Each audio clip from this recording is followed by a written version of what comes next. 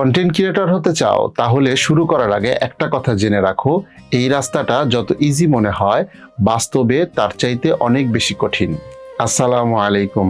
আমি গত কয়েক মাস ধরে নিয়মিত কন্টেন্ট তৈরি করার চেষ্টা করছি, আর এটা করতে গিয়ে আমি অনেক বিষয় বুঝতে পেরেছি। আর আজকের ভিডিওতে আমি এই বিষয়গুলোই বিস্তারিত আপনাদের সঙ্গে তুলে ধরার চেষ্টা করব। আশা করছি সম্পূর্ণ ভিডিওটা যদি দেখেন তাহলে আমার জার্নি থেকে অনেকগুলো বিষয় আপনারও কাজে লাগতে পারে। যদি আপনি নতুন হন তাহলে অবশ্যই ভিডিওটা দেখবেন, আর যদি পুরনো হন চাইলে স্কিপ করে যেতে পারেন। আর যদি হাতে সময় থাকে তাহলে দেখে সুন্দর গঠনমূলক কমেন্টস করে আমাকেও কিছু পরামর্শ দিয়ে যেতে পারেন। আমাদের বেশিরভাগ মানুষ একটা জায়গায় ভুল করে।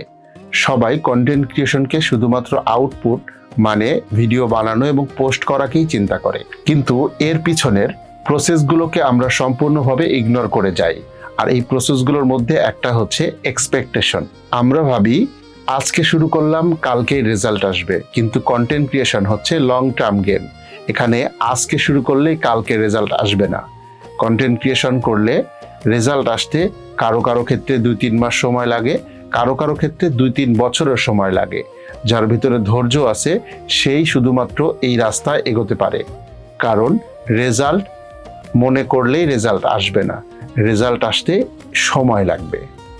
আর যদি কেউ দ্রুত রেজাল্ট চায় তাহলে সে হতাশ হবে। দ্বিতীয় বিষয়টা হচ্ছে স্কিল। যদি তুমি ভাবো কন্টেন্ট মানেই শুধু কথা বলা তাহলে তুমি ভুল করবা। আসলে আমাদের মনে রাখতে হবে কন্টেন্ট ক্রিয়েশন সাকসেসফুলি এগোতে চাইলে বা এটাকে প্রফেশন হিসেবে নিতে চাইলে আমাদেরকে অনেক ধরনের স্কিল ডেভেলপমেন্ট করতে হবে। যেমন আইডিয়া জেনারেশন কিভাবে করতে হয়, স্টোরি বোর্ড কিভাবে বানাতে হয়, থাম্বনেল কিভাবে বানাতে হয়, অথবা ভিডিও এডিটিং কিভাবে করতে হয় এবং কোন ধরনের ভিডিওগুলো সুন্দরভাবে মানুষের সমস্যার সমাধান করতে পারে সেই বিষয়টা সম্পর্কেও জানতে হবে। এবং মনে রাখতে হবে যত বেশি তুমি শিখবা তত বেশি তোমার কন্টেন্ট দর্শকের মনে ইম্প্যাক্ট ফেলতে পারবে এবং তুমি তত তাড়াতাড়ি সফল হতে পারবা।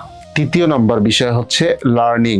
আমি প্রথম দিকে শুধুমাত্র ভিডিও বানাতাম, ভাবতাম শুধু ভিডিও বানানোটাই মনে হয় আমার কাজ।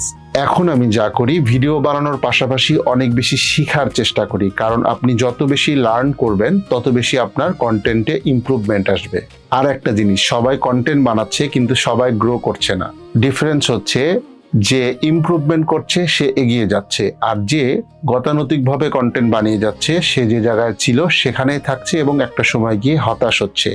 তুমি যদি কন্টেন্ট ক্রিয়েশন জার্নি শুরু করতে চাও তাহলে যে বিষয়গুলো বললাম এই বিষয়গুলো সম্পর্কে তুমি যদি সচেতন হও তাহলে তুমিও এগিয়ে যেতে পারবে, এবং আমিও যদি এই বিষয়গুলো সম্পর্কে আরো অনেক বেশি জানার চেষ্টা করি তাহলে দেখবে একদিন আমিও এগিয়ে যাব ইনশাআল্লাহ।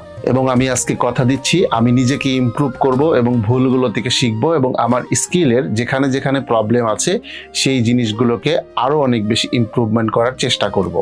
এবং আগামীতে আমার ভিডিওগুলো দেখে তুমি বুঝতে পারবা আমি নিজেকে ইমপ্রুভ করেছি। এবং আমি চাই তুমি কমেন্টসের মাধ্যমে অথবা আমার ফেসবুক, ইউটিউব এবং টিকটক যেখানেই তুমি আমাকে দেখছো সেখানে মেসেঞ্জারে ডিএম করেও আমাকে জানাতে পারো যে তোমার ইমপ্রুভমেন্ট হচ্ছে কিনা, অথবা আমার ভিডিওটা দেখে তুমি কোনোভাবে উপকৃত হতে পেরেছো কিনা।